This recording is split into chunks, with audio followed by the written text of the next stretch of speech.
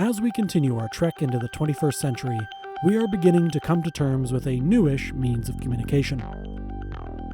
This technology uses computer networks to allow governments to spy on their own citizens, corporations to sell their users' private data, and individuals to descend into a dark spiral of regret, shame, and YouTube. We are now living in a global village except China, and with no end in sight, it seems we are destined to remain connected to the Internet.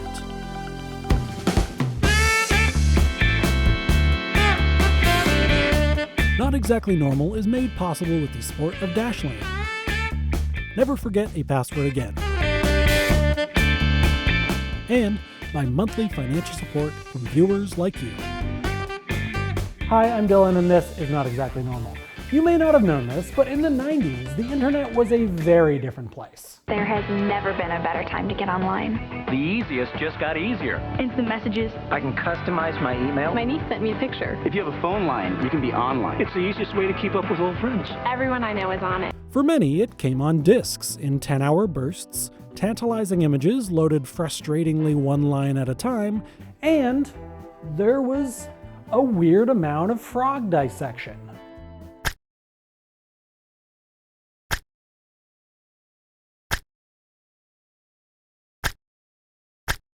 While getting your internet to work today can involve frustratingly many hours of being on hold with tech-savvy before garnering a mere 9 megabytes a second download speed, at least we all understand what the internet is.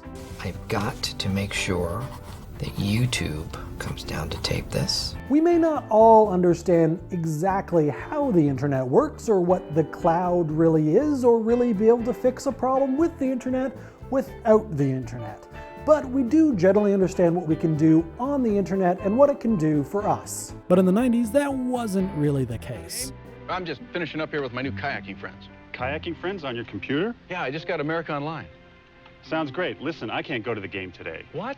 I've got to send something for my mom's birthday. It's tomorrow. I'll then book plane tickets for our trip next week, and my kids got to go to the library to look up dinosaurs. Hey, we can take care of all that before we go. Yeah, right. Oh, with America Online.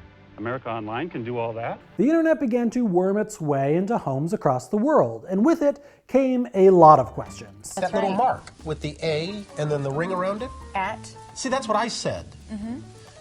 Katie said she thought it was about.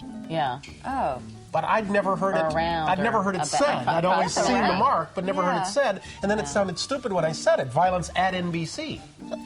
I heard around big fight up in the lunchroom the other week. There it is. Violence at NBC. GEEK. I mean, well, Allison should know. What is internet anyway? Internet is that massive computer network, the one that's becoming really big now. What do you mean? That's big. How does one? What do you write to it like mail? No, a lot of people use it and communicate. I guess they can communicate with NBC writers and producers. Allison, can you explain what internet is? To answer these questions, various production companies and broadcasters were quick to respond with VHS guides on how to use the internet. They're pretty great. On your mark, get set. We're riding on the internet, cyberspace, set free. Hello, virtual reality.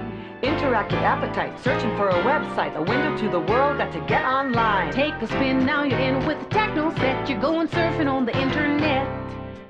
Tapes like The Kid's Guide to the Internet or PBS's The Internet Show acted as how-to guides to the wide world of the World Wide Web. Or, in their words, I'm John Levin. Together, Gina and I will be offering some driver's ed for the information superhighway. We'll be guiding, no, driving you non-geeks on the world's largest computer network, the Internet. John, that's our expert. In this Internet Driver's Ed course, viewers would learn about what the Internet as a whole is. But more importantly, they would learn what they could use it for. You can do a lot of different things on the Internet. People use it for electronic mail. People like email. Email? I heard that's really neat. The first thing you need to understand is what a computer network is. An internet service provider? What's that? Simple the Internet isn't. I can't believe how easy it is to surf the net. A nerd is someone whose life is focused on computers and technology. But a geek is someone whose life is focused on computers and technology and likes it that way.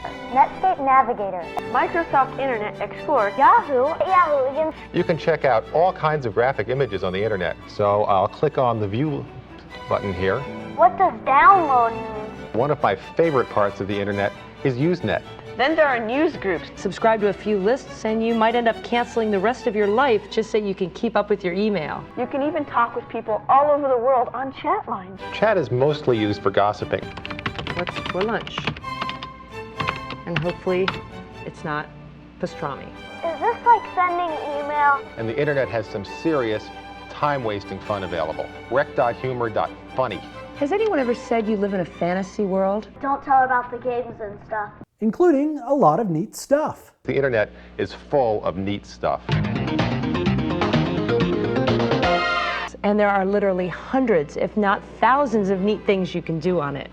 We have a lot of other neat things to show you. Now here's something seriously neat. Another neat thing is keeping up with friends in faraway places. And once you find something neat, you'll probably want to bring it home. Being such a rapidly changing technology, talking about the internet can very quickly seem dated. This isn't a problem exclusive to the 90s and can very easily happen today, despite our better grasp on the internet and our reliance on it as a whole. Oh, this is not good. We're using our connection to the Infos database. Sever it. I can't. It's a point attack. He or she is only going after my machine. It's not possible. This is DoD level 9 encryption. It would take months to get built. Hey, what is that, video game? No, Tony, we're getting hacked. With that said, there are some internet terms, or geek speak, as they put it, featured in these tapes that I can't imagine anyone having ever said in reality. Now, at some points we might find ourselves lapsing into the jargon of the internet. And if we do that, don't worry, we affectionately call it geek speak. When we do, we'll sound the nerd alert. And that's when we'll explain in plain English what we're talking about. GOPHERSPACE. Cyberspace. Oh, this isn't a hard one. An internaut is someone who travels the internet.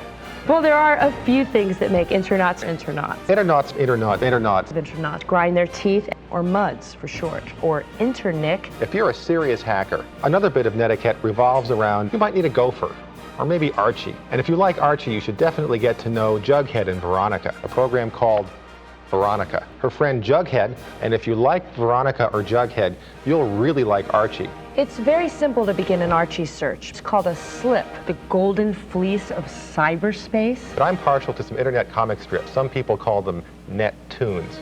Here's one of my favorites called Dr. Fun. Though they did get a few terms right. Now, Spam, as we all know, is a meat-related food product. Flaming. Newbies. Hypertext. Download. Hanging around like this is called lurking. Remember, lurking is good. Don't you think that horn is a little bit loud? It's obnoxious. Oh. These tapes were meant to encourage and inspire non-internauts to use the internet. And as a result, like much of pop culture in the 90s, they were bursting with positivity. Now that I've gotten on the internet, I'd rather be on my computer than doing just about anything. It's really cool. What's a web page? Something ducks walk on? Surfing? That sounds pretty cool already. These VHS guides serve as delightful time capsules of the internet that was. Remember GOPHERSPACE? Me neither. GOPHERSPACE is the total of all the information you can get by using Gopher. And since Gopher is a very popular service, GOPHERSPACE is a huge and expanding part of the internet. But the internet wasn't just news groups, email, and GOPHERSPACE. And like many technologies, the internet was built on porn. Popping up on the information superhighway, Don Knapp looks at pornography and piracy on the internet. Cruising the information superhighway turns up some rather curious stuff for those who know where to look. No, I don't have any pornographic movies, but they are posted. Wired Magazine's Brian Behlendorf finds a little pornography mixed in with the regular fare of ordinary computer network bulletin boards.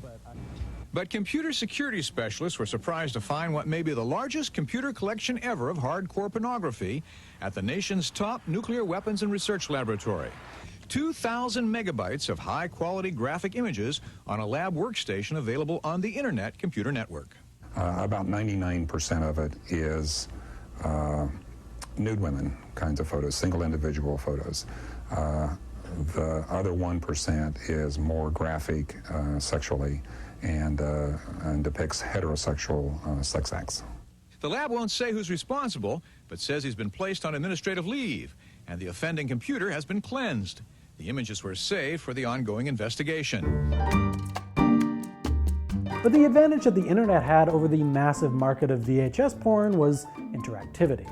Suddenly, you could f someone over the internet. Is it infidelity if you're involved with someone on email? Have you had sex? No, of course not. I don't even know him. I mean cyber sex. No. Well, you know what? Don't do it. Because the minute you do, they lose all respect for you. And like many who tried new things, they wanted a how-to guide. And oh, did they get one.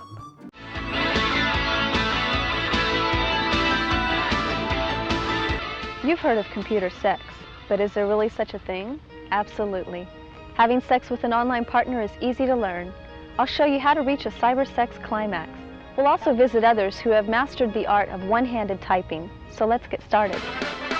So I'm just kind of gonna get a general idea of who's here, what's going on. Now let's see if we can find someone interested in having a little cyber sex. I'm gonna put, I'm very horny. Found in a thrift store in Michigan by Joe Pickett and Nick Pruer of the Found Footage Festival, how to have cyber sex on the internet is quite possibly the least titillating guide to the least titillating form of sex. To be honest, this very well could be a fake tape, created in parody of tapes like The Internet Show. But whether it's a recent fake or not, it was clearly meant to be funny. Are you interested?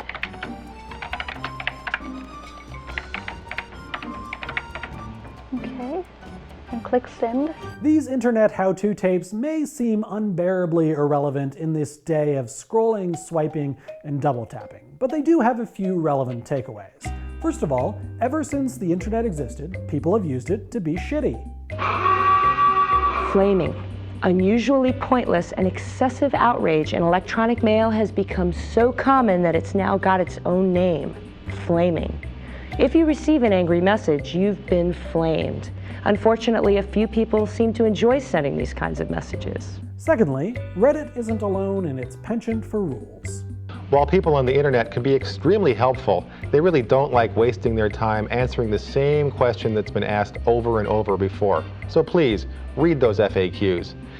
If your question is computer related, you could read the manual first, and if you can't get the answer that way, then ask. And finally, despite the success of GOPHERSPACE, they were quite aware that the internet of the future was going to be vastly different from their internet.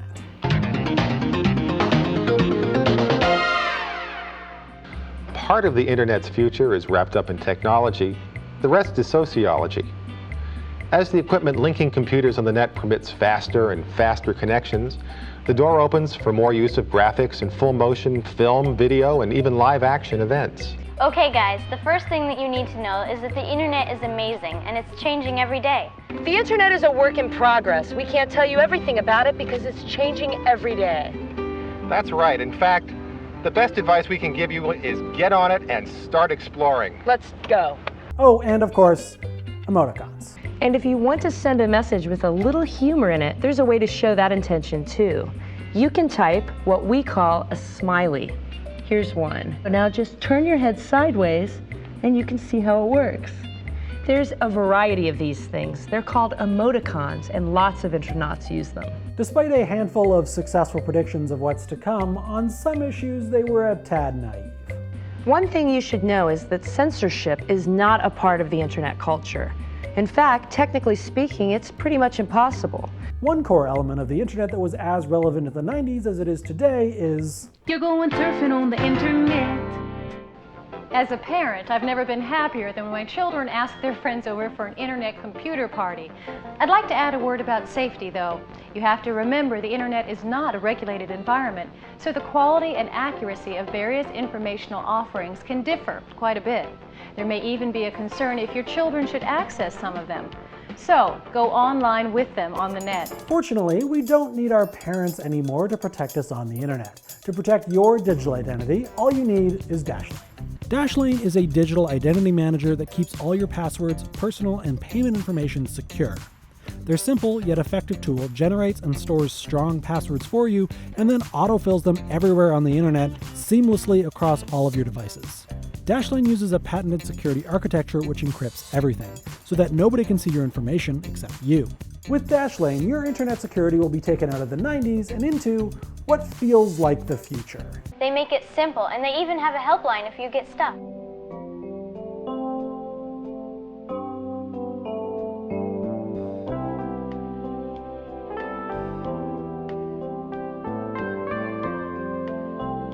I really like Dashlane because before I started using it, my password management system was using increasingly hard to remember variations of similar passwords. But now, Dashlane remembers all of my passwords for me, so I can spend more time digging up clips like this. Hey, why should I be on the internet? Why? Well, by the time we're in college, the internet will be our telephone, television, shopping center, and workplace. And it's already got more stuff in it than you could possibly imagine. Dashlane is free and it's super easy to sign up. Just follow the link in the description or go to dashlane.com/normal. If you'd like to go premium to get unlimited password storage, unlimited syncing between devices, a VPN, secure file storage of up to 1 gigabyte, and dark web monitoring, you can use the promo code NORMAL to get 10% off. Now that's amazing. What do you guys want me to talk about next? Please let me know in the comments, and be sure to subscribe for new episodes of Not Exactly Normal as often as I can make them. Thanks for watching. While there's been some controversy over how a few businesses have tried to use the net, most companies have found a way to offer goods and services without offending those who think that advertising on the internet is inappropriate. Surf's up, see you on the net. Surf's up, see you on the net. Surf's up, see you on the net. Surf's up, see you on the net. Surf's up, see you on the net. Don't worry though, it's still cool, still cool, still cool, still cool, cool, cool, cool. That was definitely cool, cool.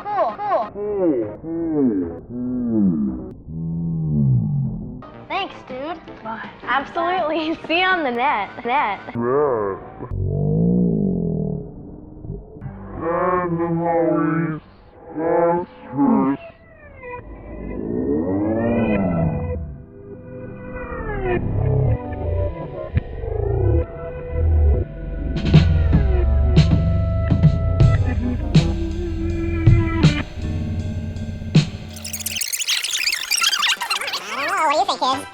Surf's up, see you on the net.